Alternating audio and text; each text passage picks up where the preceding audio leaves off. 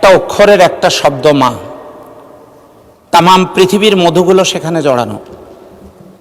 এই সংসদে এমন অনেকেই আছেন যাদের মা নেই, আমারও মা নেই মাননীয় স্পিকার।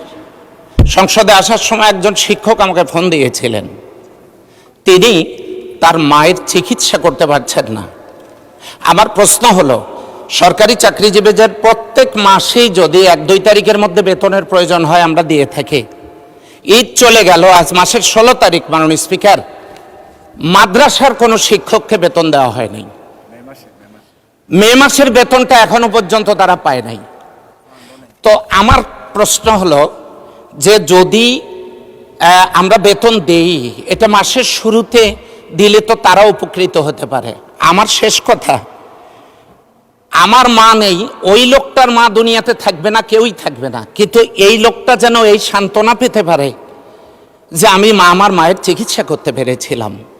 আমি এই ব্যাপারে সংশ্লিষ্ট মন্ত্রণালয়ে আপনার যথাযথ হস্তক্ষেপ কামনা করছি এবং মাদ্রাসার অবহেলিত শিক্ষকদের এই বেতন ছাড় করার জন্য অনুরোধ করছি, সেই সাথে ইবতেদায়ী মাদ্রাসা সরকারিকরণের জন্য বিনীত অনুরোধ করছি। আসসালামু আলাইকুম মাননীয় স্পিকার। মাননীয় সদস্য, জাতীয় সংসদ চলে রুলস অফ প্রসিডিওর, সংবিধান ইত্যাদির উপর বেস করে। এখানে যত সদস্য আছে 350 জন, সবাই দাঁড়িয়ে বক্তব্য দিতে পারবেন। এরা সবাই নির্বাচন করে আসছে, কেউ সরাসরি, কেউ পরোক্ষভাবে নির্বাচিত হয়ে আসছে। বক্তৃতাতে সবাই সমান পারদর্শী। আর সমস্যা তো অন্তহীন বাংলাদেশের। তার মধ্যেই যেহেতু একটা আইন কানুনের মধ্যে সংসদ চলে, সেই জন্য রুলস অফ প্রসিডিওর অনুসারে নির্ধারিত করা আছে। মাননীয় সদস্যগণ দাঁড়াতে পারেন পয়েন্ট অফ অর্ডারে। পয়েন্ট অফ অর্ডার কোন ইস্যুতে করা যাবে চলমান বিষয়ের উপরে। মুজিবুর রহমান সাহেব যেটা বলেছেন সেটা ভ্যালিড। তিনি দেখেছেন যে আমি মাথা ঝুঁকিয়ে সম্মান প্রদর্শন করেছি, এটা ওনার পছন্দ হয় না, এই সংসদের রীতির খেলাপ বলে তিনি মনে করেছেন, সেজন্য তিনি রেইজ করেছেন, ভ্যালিড পয়েন্ট অফ অর্ডার।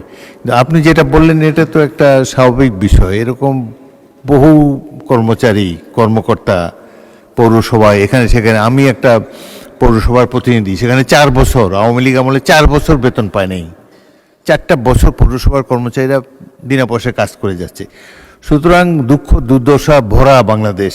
তার মধ্যে আপনি একটা তুলেছেন, ভালো, আপনার আই অ্যাডমায়ার ইউর সেন্টিমেন্ট। আপনি গরিব কর্মচারীদের জন্য, শিক্ষকদের জন্য আপনি প্রশ্ন তুলেছেন, বাট সব কিছুর একটা টাইম আছে। সাধারণত টাইম হয় প্রশ্নকাল শেষ হলে, তারপরে প্রশ্নকাল শেষ হওয়ার অব্যবহিত পরে আপনার দাঁড়াবেন। আমিও আগেও বলেছি, তখন হলো পয়েন্ট অফ অর্ডার রেইজ করার সময়। তারপরেও যখন বাজেট অধিবেশন চলে, এই সময় পয়েন্ট অফ অর্ডার সাধারণত দেওয়া হয় না, কারণ দীর্ঘ সময় বক্তব্য রাখতে হয়, এটা গুরুত্বপূর্ণ অধিবেশন। সুতরাং যখন ইচ্ছে দাঁড়ালেন, একটা বক্তব্য দিয়ে দিলেন, এটা সংসদে চলে না। কিছু মনে করবেন না, ভবিষ্যতে সময় অনুসারে বলবেন, প্রশ্নকালের অব্যবহিত পরে, এবং অনেক ভ্যালিড রিজন আছে আপনাদের দাঁড়াবার জন্যে।